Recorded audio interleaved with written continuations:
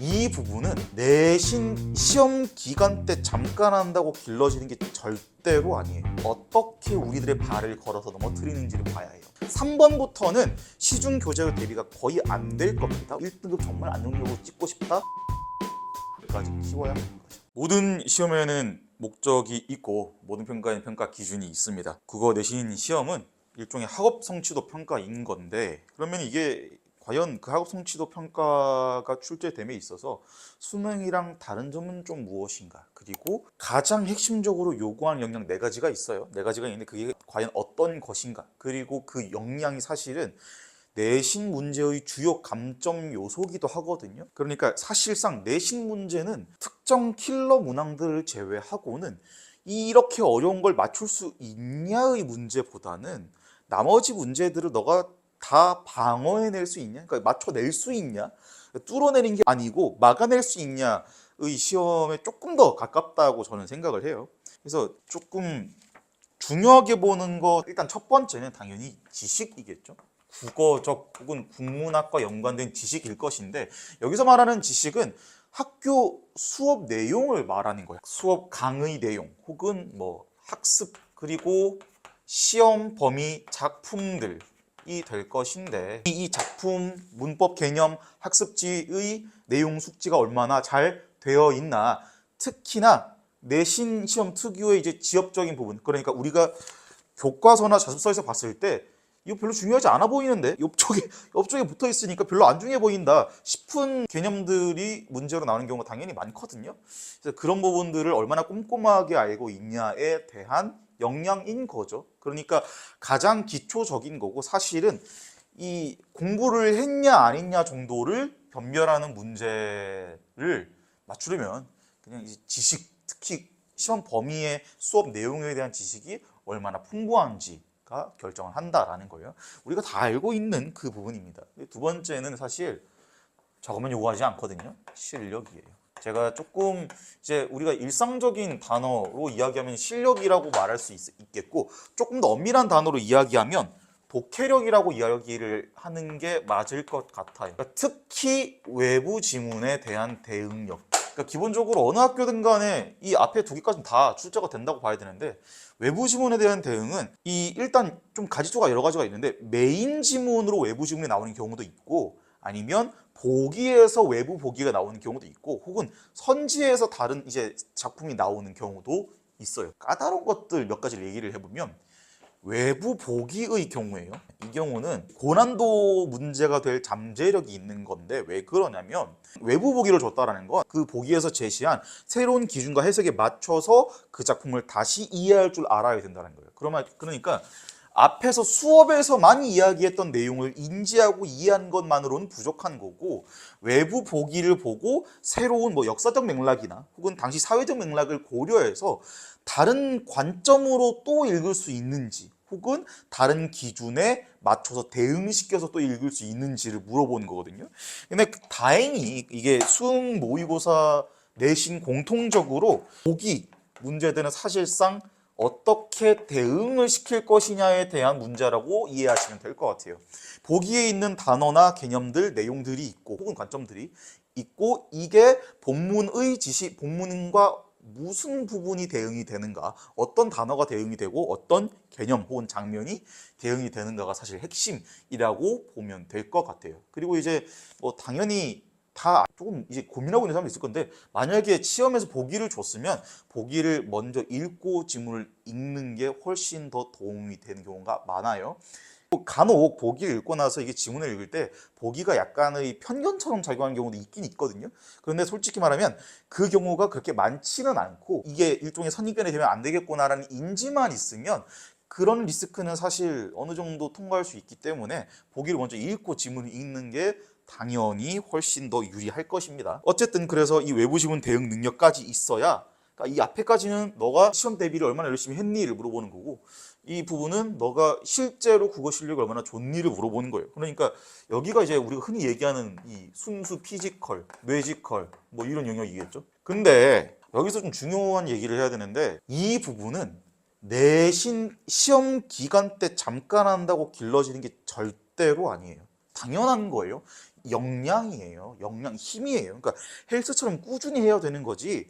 이게 만약에 시험 기간 한 달 혹은 7주, 8주, 한 달 반 정도에서 반짝한다고 독해력이 쌓이면 당연히 독해력이 길러지지가 않겠죠. 현실적으로. 그죠? 그래서 이 부분은 역량을 보는 대목이어서 시험 기간에만 대비하는 것은 충분하지 못하다. 실력은 그래서 역량을 보는 부분이기 때문에 시험 기간에만 반짝 공부해서는 절대로 맞출 수 없는 유형의 문제들입니다. 그래서 이 부분에서 좀 모든 학생들이 다 좀 명심해서 좋겠는데, 국어는 뭐 다른 과목은 제가 잘 모르겠습니다. 국어는 내신 기간 때 할 수 있는 공부와 내신 기간이 아닐 때 할 수 있는 공부가 정해져 있어요. 그런데 내신 시험에는 둘 다 출제가 돼요.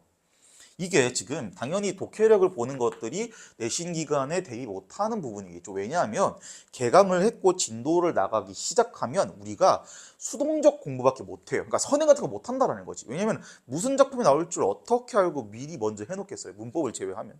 그래서 실제로 개학을 했을 때는 우리가 할 수 있는 건 수동적 공부예요. 학교의 진도를 소화하고 학교에서 나눠준 이 학습지나 부교재들을 확실하게 이해하고 면밀하게 연구해야 되는 그 임무가 있기 때문에 독해력을 키우기 위해서 그 한 달 동안에 외부 지문, 다른 낯선 지문들을 읽는다? 비현실적이죠. 비효율적입니다. 그리고 이 앞부분까지는 사실 많이 알고 있는데 세 번째 부분부터는 잘 몰라요. 중요하다라는 걸. 풀이 최적화입니다. 저게 왜 중요하냐면 시간 때문이에요. 시간. 내신 문제에서 시간 관리가 너무너무 중요하다는 걸 모르는 사람은 없을 거예요. 그런데 시간 관리가 왜 안 되는지에 대해서는 조금 명백하게 밝히고 가야 될 것 같아요. 실제로 우리가 중상위권 정도 혹은 상위권이어도 고정상위권이나 안정상위권이 아닌 학생들이 거의 대다수죠. 거의 대다수의 학생들이 시험 끝나고 말하는 게 가장 많은 게 시간이 부족했다. 그리고 틀린 이유를 물어봤을 때도 가장 많이 하는 대답이 이거 맞출 수 있는데 시간이 부족했다 거든요. 근데 시간이 부족한 이유가 뭐냐면 우리가 눈을 빨리 굴리거나 생각을 늦게 해서가 아니고 시간이 부족한 거는 두 가지 이유인데 첫 번째는 인출 속도가 느린 거예요. 그리고 두 번째는 풀이 과정 최적화가 안 된 거예요. 그러니까 인출 속도가 느리다라는 건 특정 개념어나 문법 개념이나 어떤 문학 개념어를 봤을 때 내가 머릿속에 알고 있는 게 툭 치면 뿅 나올 정도로 공부가 되어 있어야 한다는 거 의미하거든요. 그냥 알고 있는 거 말고 우리가 진짜 흔히 얘기하는 툭 치면 나오는 정도. 이게 과잉학습이 되어서 그냥 1번 스포고 뭐더라? 이거 맞네. 이렇게 고를 수 있는 거 말고 1번 보자마자 당연히 생각할 것도 없이 동그라미지. 2번 버전을 바로 꺼야지. 이 정도로 이야기하는 거예요. 그러니까 알고 있다랑 인출 속도가 빠르다는 다른 문제거든요. 근데 많은 학생들이 이 인출 속도가 사실 학습됐다랑 구분을 안 하는 경우가 너무 많아요. 학습을 완료했다라는 건 그냥 그 개념을 알고 있다라는 거고 우리가 시험을 대비하는 입장에서는 정해진 시간 안에 정확하고 빠르게 풀어내야 하는데 그러려면 인출 속도 확보가 되어야 하거든요. 이성적 계산을 거치지 않고 뿅 나올 정도로 반복을 많이 해놔야 인출 속도가 빨라지는 거예요. 그래서 시간을 거기서 우리가 아끼는 거예요. 단순히 생각을 빨리 하겠다고 하면은 실수가 많아지기 때문에 정확도가 떨어집니다. 두 번째는 풀이 과정 최적화가 안 돼 있는 경우를 얘기하는 건데 이게 쉽게 말하면 무슨 소리냐면은 우리가 선지를 독해를 하고 보기를 독해를 하고 발문을 독해를 하고 보기를 독해를 하고 선지를 독해를 하면 그 다음에 해야 되는 것들은 사실 그러면 이 문제에서 어떤 걸 요구하는 거구나를 알아내야 하는 거거든요. 그러면 그 다음에 우리가 할 거는 정해져 있죠. 그러면 이렇게 생각해서 저 선지 이렇게 판단하고 나머지 이렇게 판단하고 최종 선지 이렇게 고르면 되겠다라는 건데 이 과정이 문제 유형마다 거의 알고리즘처럼 고정이 되어 있어야 해요. 그러니까 이미 정해져 있어야 된다는 거야. 선지 읽고 발문 읽고 그 다음에 보기 읽고 나서 문제에서 뭘 요구하는지까지 판단했으면 이 다음 단계는 고민의 여지 없이 그냥 쭈루루루 가야 된다는 거예요. 그러니까 멈춤 없이. 근데 만약에 이 문제 유형들에 대해서 너무 반복이나 대비가 안 되어 있으면 무슨 일이 벌어지냐면 여기서 일단 요구하는 바를 찾아내기도 힘들고 찾았다고 하더라도 이 선지를 뭘로 판단해야 되나 이렇게 판단해야 되나 저렇게 판단해야 되나 혹은 보기랑 선지 발문해서 썰을 이렇게 풀어놨는데 요구하는 게 과연 무엇일까? 그럼 만약에 요구하는 게 뭔지는 알겠는데 어떻게 판단하는 게 가장 빠를까? 이 고민을 하고 있으니까 시간이 오래 걸리는 거거든요. 탐색하는 이 타이밍이 사실상 시험장에서는 없어야 된다는 거지. 어떻게 없애? 문제 유형을 반복하면서 머릿속에 나의 풀이 과정을 정립하는 거예요. 최적화해 놓는 거예요. 이 최적화라는 의미는 뭐냐면 5개의 선지 중에서도 어떤 선지를 판단하는 게 가장 빠를 것인지, 그리고 5개의 선지가 있고 이게 문장이 있다면 그 선지들을 구성하고 있는 단어 중에서 무슨 단어를 기준으로 골라내는 게 가장 빠를 것인지를 고민을 미리 해놓고 알아놔야 한다는 거예요. 그러니까 이 부분을 이게 되게 중요한데 잘 몰라요. 그리고 이게 보통 불안정 상위권과 안정 상위권의 결정적인 차이기도 해요. 그래서 이 두 가지가 문제가 됩니다. 풀이 최적화가 안 되어 있으면 시간이 부족하다라는 이 이유로 보통 설명이 되는데, 실제로는 시간이 문제가 아니고 풀이 최적화가 되지 않은 거예요. 문제를 풀 때 목적의식을 가지고 풀어야 되는데 그냥 무지성 양치기, 그러니까 무지성 공부하면은 공부가 아니고 노력이 아니고 노동이 되는 건데, 내가 이제 문제를 풀면서 이런 문제들은 이런 방식으로 이런 순서로 풀고 저렇게 판단하는 게 가장 빠르구나를 머릿속에 이 방법론들을 날카롭고 일관적으로 정해놔야겠다라는 생각으로 양치기를 했을 때 그게 파괴력이 있는 거지, 무조건 풀어대기만 하면은 이 문제가 성적이 오른 거에 도움이 되는지 안 되는지도 모르고, 성적이 오르더라도 무슨 문제가 도움된 건지도 모르고, 왜 오른 건지도 모르고, 왜 떨어지는지도 모르는 상황이 발생하는 거죠. 어쨌든 매우 중요한 포인트입니다. 그리고 마지막은 함정 변별력이에요. 여기 4번은 이제 상위권의 경우입니다. 그러니까 자기가 불안정 상위권인데 안정 상위권을 가고 싶다, 혹은 그냥 상위권이 아니라 자기는 100점을 노리고 싶다, 이런 경우에 함정 변별력을 조금 조심해야 되는데, 상위권 학생들이 오답이 나오는 이유는 모르거나 공부를 안 해서가 아니에요.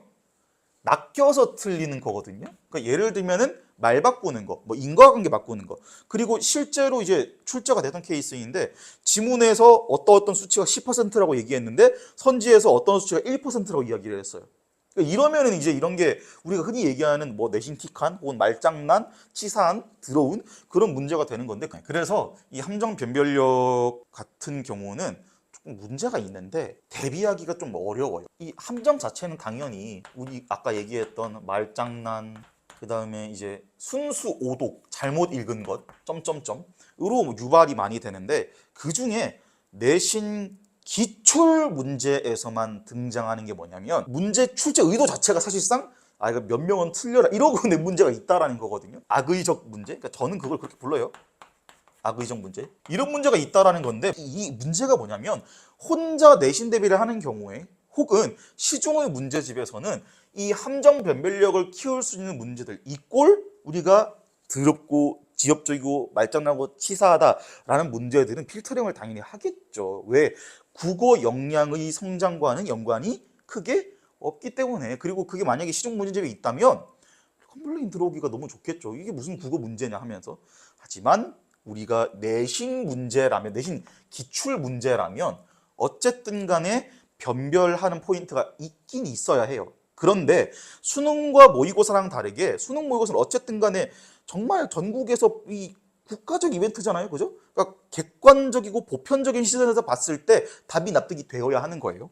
근데 내신의 경우는 아까 말씀드렸다시피 학업 성취도의 문제여서 만약에 이게 교육과정이나 혹은 자습서에서 조금 중요하지 않아 보이게 다뤘더라도 학교 수업하시는 선생님께서 내가 이 부분 되게 중요하게 얘기했으니까 저거 변별 포인트로 출제해야지 라고 하시면 우리가 보기에는 함정을 판 것처럼 보이지만 사실은 얘가 공부를 열심히 하는 것 같기는 한데 단순히 학원에서만 열심히 하는 거 아닌가? 내 수업을 열심히 들었나? 를 판가름하는 용도로 당연히 출제될 수가 있다라는 거예요. 그래서 이 부분은 특히나 앞에 1번, 2번, 3번이 내가 다 갖춰져 있는데 틀리는 경우거든요. 그리고 제가 가장 속상해하는 규형이기도 해요. 이게 얘가 분명히 실력으로 봤을 때 열심히 했고, 그리고 문제도 잘 풀고 커리큘럼 소화를 잘했으니까 1등급 혹은 100점이 나올 수 있겠다. 얘는 뭐 충분히 가치가 있다 싶더라도 이제 이 문제는 사실 구분이 쉽지가 않아요. 이게 정말로 이 수업 성실도를 테스트하기 위함인지 아니면 조금은 치사하더라도 변별 그 자체를 위해서 출제된 건지 구분하기 쉽지 않거든요. 어쨌든 현실 직시하면 출제는 된다라는 거예요. 근데 문제는 얘는 혼자 대비하기 어렵기 때문에 뭐 방법은 제가 어떻게 해야 되는지는 모르겠습니다만 말씀을 안 드리겠습니다만 실제 기출 문제들을 최대한 구해서 실제 문제들에서 어떻게 우리들의 발을 걸어서 넘어뜨리는지를 봐야 해요. 앞에 1번, 2번, 3번들은 기존 자료나 뭐 문제은행 자료 혹은 시중 교재로 소화할 수도 있어요. 특히 2번까지는 안정적으로 소화가 될 거예요. 근데 문제는 3번부터는 시중 교재로 대비가 거의 안 될 겁니다. 왜냐하면 시중 교재는 풀이 최적화가 목표가 아니고 이게 왜 정답이고 오답인지를 설명하는 것이 목표이기 때문에 근거를 대고 끝나요. 그래서 이제 시중 교재 보다 보면은 조금 제일 서운한 게 이거 어쩌라는 거야. 맞아서 정답 틀려서 오답 이렇게 되어 있으면 우리 사실상 공부하는 학생들 입장에서는 내가 이걸 어떻게 맞춰야 되는지를 알아내야 되는 건데 그게 없거든요. 그래서 이 부분이 사실 3번이랑 4번이 혼자 준비하기 제가 생각해 굉장히 힘들다고 여겨집니다. 이게 뭔가 노력의 문제가 아니라고 저는 생각을 해요. 특히나 풀이 최적화의 경우에는 많이 풀어보고 내 풀이가 여기를 조금 더 이 헛손질을 안 할 수 있지 않을까라는 고민이 필요한데 그 고민을 해야 한다는 인지조차 안 되는 경우가 많아요. 실제로 인지하고 있는 중요도는 1번, 2번은 높지만 인지하지 못하고 있는 문제들 중에서 가장 중요한 건 단연코 3번입니다. 단연코 3번이에요. 그리고 자기가 정말 빈틈없이 100점 노리고 싶고 1등급 정말 안정적으로 찍고 싶다.